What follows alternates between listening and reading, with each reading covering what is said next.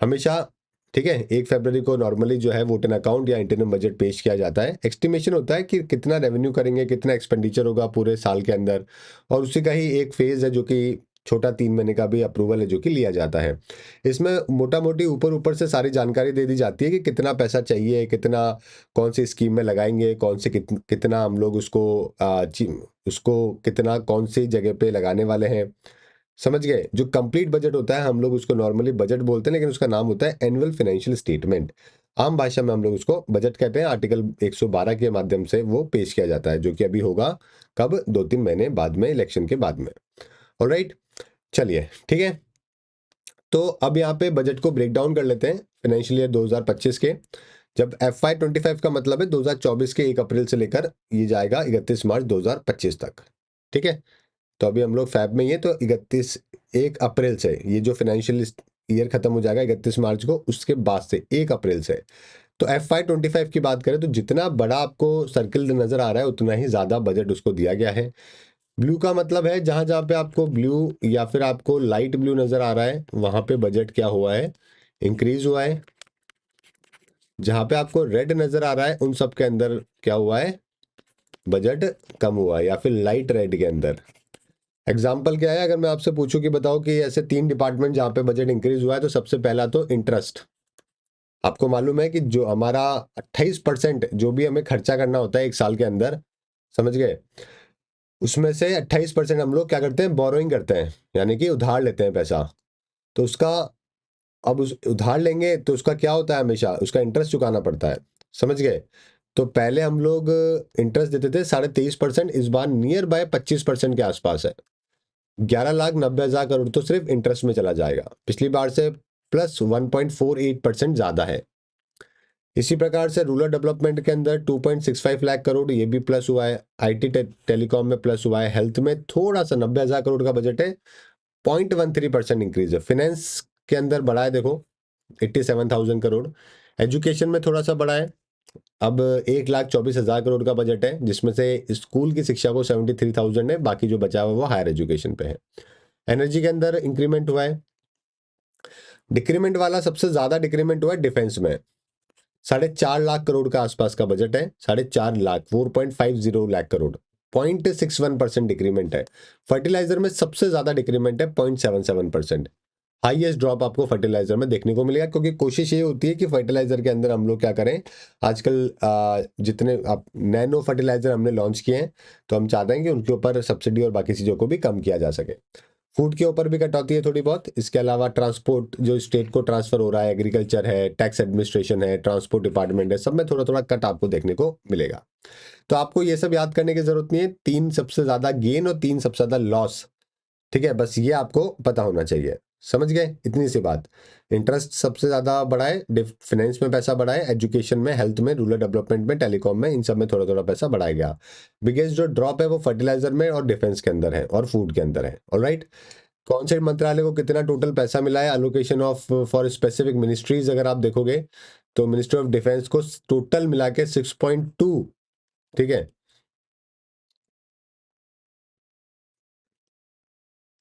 ठीक है।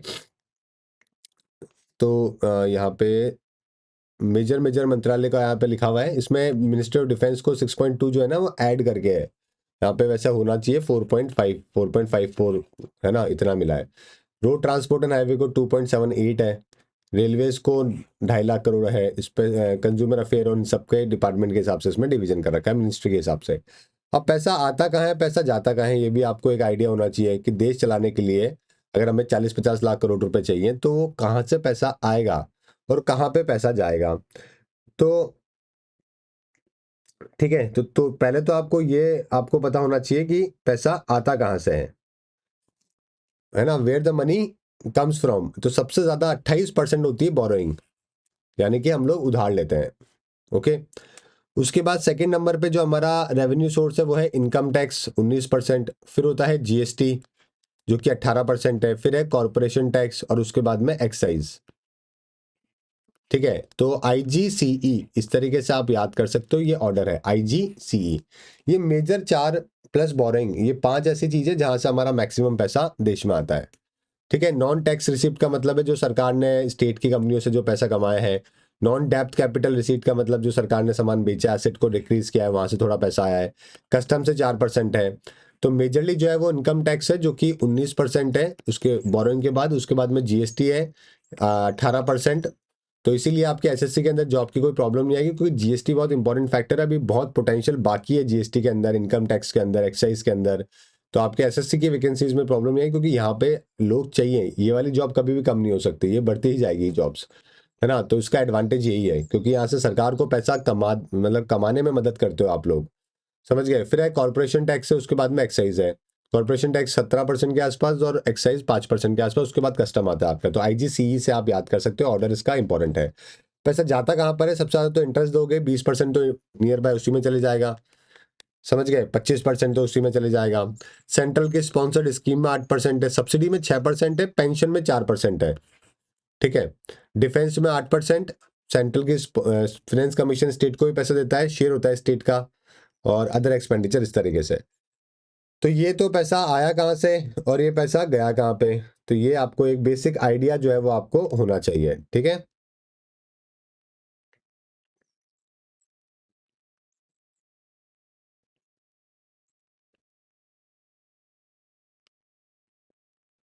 चलो नेक्स्ट बात करते हैं।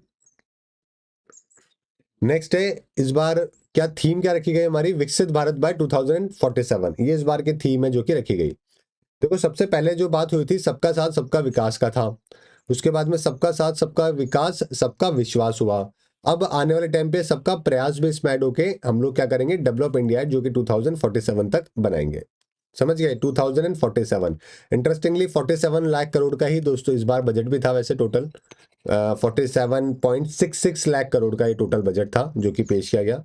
पिछली बार से जो रिवाइज एस्टिमेशन है, क्योंकि क्या होता है जब बजट में आप बताते हो कि यार 10 रुपए लगेंगे, तो रिवाइज एस्टिमेशन होता है नेक्स्ट ईयर जो कि हमारे इकोनॉमिक सर्वे में आता है।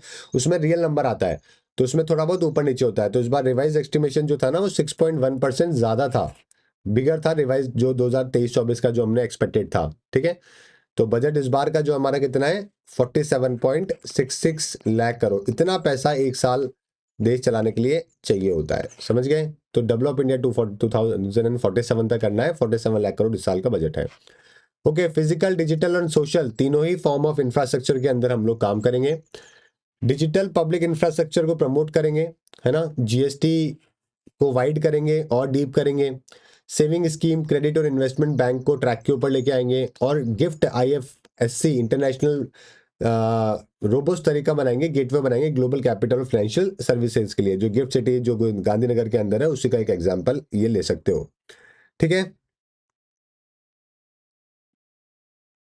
चलिए, इसके अलावा इन्फ्लेशन मैनेजमेंट करेंगे। All part of country became active participant in economic growth. तो जितने भी कंट्री के पार्ट है वो सारे एक्टिव पार्टिसिपेंट बनेंगे। यहाँ पे इंडिया और वर्ल्ड जो डॉलर जीडीपी ग्रोथ है वो बताया गया है कि वर्ल्ड लेवल पे अगर आप देखोगे तो वही 2-3%, 4% की ग्रोथ है। इंडिया की 6 से 7% की एवरेज ग्रोथ है। तो ये पूरा आने वाले 5 सालों का एक एस्टिमेशन है जो कि दिया गया है। और 2014 से इसके बारे में बताया। तो ये बीच में कुछ साल थे जो कि ऊपर नीचे थे, बाकी हमेशा ऊपर ही रहे हैं। नेक्स्ट है फोकस एरियाज को लेकर। तो सबसे पहले गरीब कल्याण, देश का कल्याण, जिसमें डायरेक्ट ट्रांसफर किए गए 2.7 लाख करोड़। 25 करोड़ लोगों को मल्टी डायमेंशनल पॉवर्टी से निकाला गया। तो यहाँ पे एक पूरा डाटा भी दे रखा है कि 2005 से 2013 के बीच में 25 करोड़ लोग जो है वो मल्टी डायमेंशनली पुअर से दूर निकाले गए। और 2013-14 से लेकर 2022-23 तक 10 सालों के अंदर अगर आप देखोगे नंबर, तो ये आपको मिलेगा नियर बाय 18 करोड़ के आसपास लोगों को निकाला गया, 20 करोड़ के आसपास लोगों को निकाला गया। स्वनिधि स्कीम जो है उसके अंदर 78 लाख स्ट्रीट वेंडर जो है उनको भी क्रेडिट असिस्टेंस है जो कि दिया गया है, ठीक है। यूथ को एम्पावर करने के लिए एक तो पीएम श्री बजट एलोकेशन बढ़ा दिया गया है। पीएम श्री जिसके अंदर एक अच्छे स्कूल्स बनाए जा रहे हैं सेंट्रल गवर्नमेंट के द्वारा। तो यहाँ पे 4,000 से इसको बढ़ा के 6,000 करोड़ रुपए का एलोकेशन है। 1.5 करोड़ लोगों को स्किल इंडिया मिशन के तहत ट्रेन किया गया। और मुद्रा लोन जो है वो 43 करोड़ लोन है जो कि सैंक्शन करेगा यूथ को। आईआईटी 16 से 23 हो चुकी है। आई एम 7 से 22 हो चुके हैं। यूनिवर्सिटी 700 से 1100 के आसपास हो चुकी है। इसके अलावा वेलफेयर ऑफ फार्मर की बात करें, अन्नदाता जिनको नाम दिया गया, तो इसमें राइस का और वीट का जो प्रोक्यूरमेंट है उसका डाटा दिया गया है यहाँ पे। ठीक है, कि इस बार पिछले साल से कंपैरेटिवली ज्यादा वीट का प्रोक्योरमेंट किया है, राइस का भी ज्यादा प्रोक्योरमेंट किया गया है सरकार के द्वारा। 11 करोड़ फार्मर्स को पीएम किसान योजना के तहत बेनिफिट मिला। क्रॉप इंश्योरेंस 4 करोड़ फार्मर्स को दिया गया अंडर द पीएम फसल बीमा योजना। 1300 मंडीज का इंटीग्रेशन ई नैम एनएएम, ठीक है, उसके ऊपर किया गया। नारी शक्ति के तहत 30 करोड़ मुद्रा योजना लोन दिए गए महिला एंटरप्रेन्योर्स को। एजुकेशन में, हायर एजुकेशन में महिलाओं का एनरोलमेंट जो है वो 28% हो गया पिछले 10 सालों में। 43% फीमेल का स्टेम कोर्सेज में एनरोलमेंट हुआ और 1 करोड़ महिलाएं जो है वो लखपति दीदीज, है ना, के तहत उनको एनरोल किया गया। 1 crore women assistant by 83 lakh, जो छोटे छोटे से हमारे स्मॉल हेल्प ग्रुप्स होते हैं ना, वो सब बनाए गए। तो यहाँ पे फीमेल लेबर पार्टिसिपेशन के अंदर जहाँ पे 23% का रेशियो था 17-18 में, अभी बढ़ के वो 37% हो चुका है। तो ये डाटा आपके लिए जरूरी है। तो जो ये लास्ट में जो आपका डाटा है ना, ये आपके पेपर में सवाल बन के आएगा। ठीक है, एग्जाम में जाने से पहले ये वाली जो पीडीएफ है ना, ये अपने पास में सेव रखना। ये बिल्कुल समरी है ना, पूरे बजट की। तो आपको ये लास्ट में एक बार रीडिंग भी करके जाओगे तो आपका एक भी सवाल गलत नहीं होगा, है ना। चलिए, सस्टेनेबल डेवलपमेंट की बात करते हैं। कमिटेड हमने किया था 2070 तक हम लोग नेट जीरो इमिशन करेंगे। विंड एनर्जी के अंदर कोल गैसिफिकेशन, लिक्विफिकेशन कैपेसिटी, इनको सेटअप करेंगे। सीएनजी, पीएनजी और कंप्रेस बायोगैस के ऊपर काम कर रहे हैं हम लोग। रूफटॉप सोलराइजेशन में 1 करोड़ घरों को 300 यूनिट फ्री इलेक्ट्रिसिटी मिलेगी पर मंथ। ठीक है, जो छत के ऊपर रूफटॉप पे क्या लगाएंगे, सोलर लगाएंगे। ई बसेस को हेल्प करेंगे। मैन्युफैक्चरिंग और चार्जिंग जो है वो ई व्हीकल्स का इकोसिस्टम है जो कि हम लोग बनाएंगे। इसके अलावा बायो मैन्युफैक्चरिंग, बायो फाउंड्री, वो लॉन्च किया जाएगा एनवायरमेंट फ्रेंडली चीजों के लिए। और परसेंटेज जो नॉन फॉसिल फ्यूल की जो है ना इलेक्ट्रिसिटी की, वो बढ़ गई है। अभी देखो 43% है जो कि नॉन फॉसिल फ्यूल से हम लोग एनर्जी प्रोड्यूस कर रहे हैं। एलपीजी कनेक्शन उज्ज्वल योजना के तहत 10 करोड़ से ज्यादा बांटे गए। एलईडी बल्ब है 36 करोड़ के आसपास। 1.3 करोड़ एलईडी स्ट्रीट लाइट भी जो है वो इंस्टॉल करी गई। इसके अलावा 3 मेजर रेलवे कॉरिडोर्स हैं पीएम गति के तहत, वो बनाए जा रहे हैं। बायलेटरल इन्वेस्टमेंट आया है फॉरेन का। और उड़ान योजना के तहत एयरपोर्ट को भी हम लोग आगे बढ़ा रहे हैं। अगर आप देखोगे, मेट्रो रेल नमो भारत के तहत अर्बन इंफ्रा ट्रांसफॉर्मेशन के ऊपर काम कर रहे हैं। एफडीआई जो है वो डबल हो गया 2005 से 14, से 14 से लेकर 23 देखोगे आप, तो 600 बिलियन डॉलर के आसपास है जो कि एफडीआई टोटल रहा है। ठीक है, 600 बिलियन डॉलर। कैपिटल एक्सपेंडिचर जो खर्चा करते हैं हम लोग, है ना, किसी भी फिक्स्ड एसेट के ऊपर, वो भी बढ़ गया है। फिजिकल इंफ्रा जो है वो भी यहाँ पे नंबर दिए गए हैं। जैसे एयरपोर्ट पहले 74 थे, अभी 149 है। एयरक्राफ्ट का मूवमेंट जो था वो 16 से 25 बन चुके हैं। ठीक है, रेल के जो रूट है वो 22,000 से अभी 50,000 हो चुके हैं। 50,000 किलोमीटर स्क्वायर किलोमीटर का एरिया हो चुका है। नेशनल हाईवे पहले 1 लाख किलोमीटर के थे, वो बढ़ के 1.5 लाख किलोमीटर है जो कि पिछले 8 सालों में पहुंच चुके हैं। तो ये फिजिकल इंफ्रा का जो इंप्रूवमेंट है वो यहाँ पे दिखाया गया। ठीक है, चलो, आज का पीडीएफ आपको क्लास 24 का मिल जाएगा, डोंट वरी, ऐप के ऊपर मिल जाएगा, है ना। इंक्लूसिव डेवलपमेंट की जब हम लोग बात करते हैं तो यहाँ पे बोला गया है कि जो हमारे एस्पिरेशनल डिस्ट्रिक्ट्स हैं जिनके ऊपर काम किया जा रहा है, वो यहाँ पे उनका नंबर दिया गया है ना, कि पहले 3 महीने में कौन कौन से डिस्ट्रिक्ट के अंदर महिलाओं को हेल्थ के अंदर प्रेगनेंसी के टाइम पे मदद अवेलेबल है, वो 68 से बढ़कर 89 कर दिया गया। 89% वुमेन रजिस्टर्ड है एंटी नेटल केयर के अंदर, जो फर्स्ट ट्राइमेस्टर होता है उसके अंदर। प्रधानमंत्री जीवन ज्योति योजना में जो एनरोलमेंट है पर लाख पॉपुलेशन, वो 13,000 हो गया है। हेल्थ के अंदर वैक्सीनेशन को सर्वाइकल कैंसर के लिए 9 से 14 साल तक के बच्चों को, गर्ल्स को नॉर्मली वैक्सीनेशन किया जाएगा। आंगनवाड़ी और पोषण 2.0 न्यूट्रिशन डिलीवरी अर्ली चाइल्डहुड को दी जाएगी। यूविन नाम का एक प्लेटफॉर्म बनाया गया है, इंद्रधनुष के साथ में इसको रोल आउट किया जाएगा। ये इम्यूनाइजेशन प्रोग्राम है। इसके अलावा हाउसिंग के अंदर प्रधानमंत्री गरीब कल्याण आवास योजना को टारगेट 3 करोड़ घरों को किया गया। एडिशनल 2 करोड़ और घर है जो कि आने वाले 5 साल में बनाए जाएंगे। ठीक है, चलिए, और मिडिल क्लास को प्रमोट किया जाएगा कि आप खरीदो घर, अपने ओन करो, घरों को रेंट पे मत करो, है ना।